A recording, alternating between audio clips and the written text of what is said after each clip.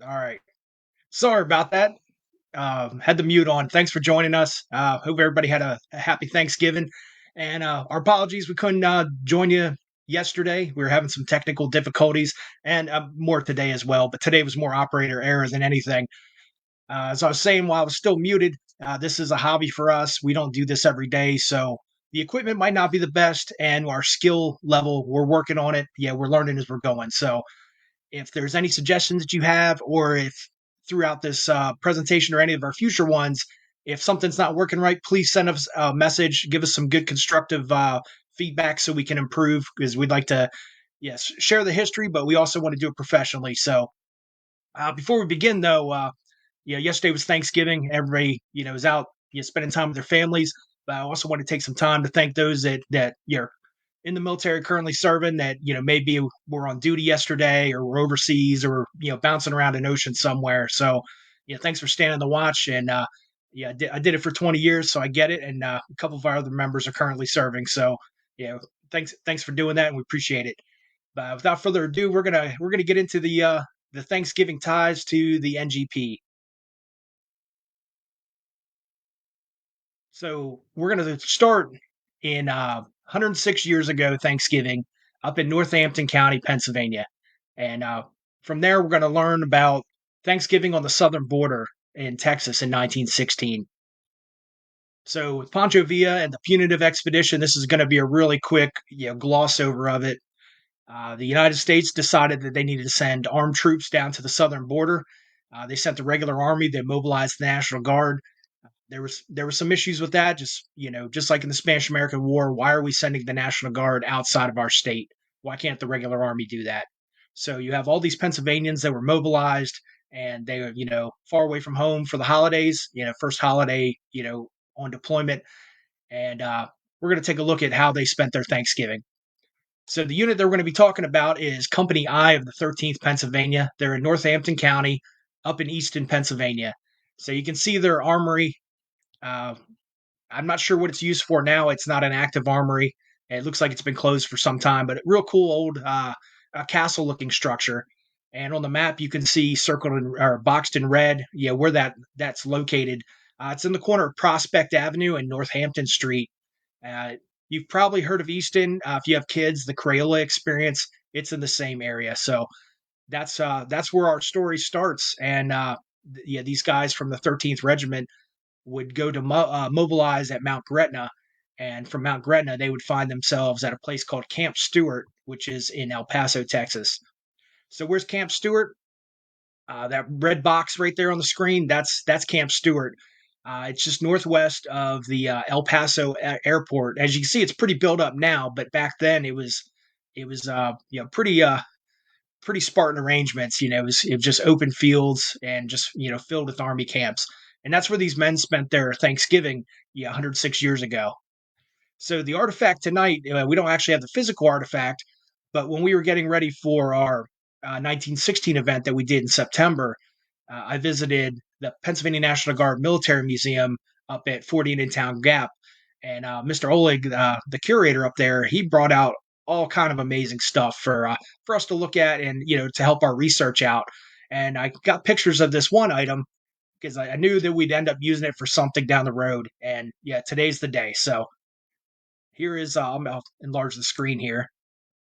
Here is the Thanksgiving dinner menu from Thanksgiving 1916. So we're a couple days early. It happened on the 30th back then, but this is the front cover and the inside of the front cover. So as you take a look at this, think about your family holiday dinners over the years, and if you're in the military or even in any kind of organization that does formal dinings in, uh, think about what you did with their, those dining ins. The toasts that they were there, the types of food, and then the courses and things like that. So kind of think about that as you're checking this out, and you can kind of compare and contrast a little bit. Obviously, they're not doing the toasts with wine and things like that. Due to it being a military camp, but you'll see some similarities to it. But we have the company was organized in 1912, so it's a relatively new company. They're not going to have a lot of the traditions some of the older companies have, where they might have a signature drink. So yeah, it's probably going to be a little more plain than say some of the First Brigade regiments. Here's the three toasts that they had. Yeah, they had the one to the American Eagle. They had one to talking about the girls at home, and then the duty of the soldier.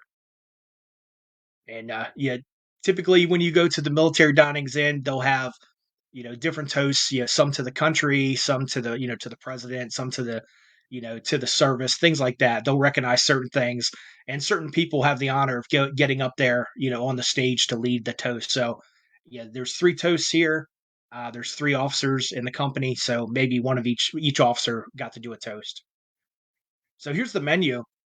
At the top it says, we're in the Army now, and it's it's pretty typical of an American Thanksgiving, but you also see the influence of the Army in there. Not they're not able to get everything, but there's some stuff that's kind of surprising on there. They have fruit cocktail, turkey a la Bloomsburg. That's I tried to look that one up, and I think that's just somebody's local recipe. There's a couple of state specific names you're going to see in there, and a lot of times in the military menus, they try to put descriptive words in with the different dishes. So yeah, could be something from that as well.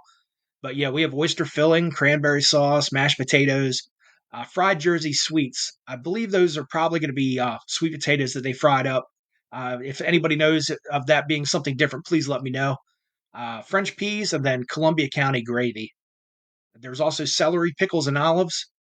USA cheese, so probably Army cheese, and Camp Stewart pies. But the one that surprised me is ice cream. Yeah, so pretty cool. 1916, they're on the southern border. They're getting to have some ice cream. There's some mints and then a punch. And it didn't say what kind of punch, but that's what they had. And every military menu that I've seen, either from day-to-day operations to a formal event, to these holiday menus, you always see coffee on it. And then especially in the older ones, yeah, I a lot of the World War II stuff I used to collect over the years, all these holiday menus would always have, cigarettes, cigars, maybe pipe tobacco, and that was all. That was common. You get stuff like that issued in the military back then, and then fruits and nuts. And it says that they gobbled it all with a smack of delight. So yeah, they were anticipating having a good Thanksgiving dinner away from home. And then the back cover is on the other side of the page, and when they have the list of the entire company, from the officers, the sergeants, corporals, yeah, the two cooks, so two men plus whatever their helpers were for the day, made this meal for the company, and then all the privates. So they were able to, you know, account for this day that they spent together, far from home, and they made the best of it. So it was a pretty cool little menu, and yeah, I figured this would be a nice, quick, short program, for a Thanksgiving day, albeit we're doing a day late. But while I was getting ready to do this, I recently received a new laptop, and when I signed into my programs, it killed everything on the old one. So as I was building it again, I remembered I had some other files. So you're going to get some bonus footage tonight. So we're going to talk about an armory in Carlisle for Company G of the 8th Regiment, the Goban Guards. We've been talking a lot about them this year just because they're such a cool company and there's so much information out about them. So 141 years ago, Thanksgiving, this event happened. And if you've driven down through Carlisle, down Northwest Street and West Locust Avenue, you've probably passed the building that you see on the screen plenty of times. It's connected to a church. You probably thought it was part of the church, but it's actually an old National Guard armory. And this armory was constructed. It was approved to be constructed, and the construction started in 1880, and the construction finished in 1881, and they chose Thanksgiving Day to dedicate it. And there's a picture there of it's 1900s era, but you can see the men in front of the armory, yeah, out there in the street. Yeah, a lot less trees back then, but yeah, that's where the armory was. And then on the map, if you're familiar with Dickinson University, that's towards the bottom, and then you can see the red box at the top. And this is a pretty big event. And Company G did a lot of stuff on Thanksgiving. They would have marksmanship competitions. They would attend church services together. The whole regiment would go to the armory. Sorry, not the regiment. The whole company would go to the armory. The year prior, 1880, was the year they got their brand new overcoats. So they went to the armory, picked up their overcoats. Company D from Harrisburg met them there, and then they went downtown to to the church to have a Thanksgiving service. So their friends in Company D would again join them in 1881 for the dedication of their armory. And you can see by these newspaper accounts, it was a big to do. They're expecting about 500 men, present. They actually appealed to the local population to help feed all these visitors, and it was like a big open house that the local town, the local city of Carlisle, the citizens could come and check out this new armory and see the new home of the Goban Guards. Their old armory being it's currently a firehouse, and they rented some space there before, and now they have their own home. Company D came down. Uh, and it was a popular event because Company G was one of the well known companies for their drill, their inspections. They were just first rate, and that's probably because of John Gobin when he was commander of it, and then commander of the regiment. And you can see at the bottom of that one account, it talks about the Army and Navy Journal, and they said concerning the last inspection, the eighth passed the best inspection, not only in regard to percentage present, but in discipline, condition of arms, equipments, etc., etc. And in the forthcoming report of the Adjutant General will appear, we presume, as the best regiment in the state. So they had their act together, and they were a really good organization. But all through the evening, they had there's different programs through the evening of Thanksgiving. So now think about this: Thanksgiving's just a Thursday, and the late 1800s we're working Fridays, we're working Saturdays possibly, depending on what our line of work is. They weren't going out doing Black Friday shopping. They weren't off work on Friday.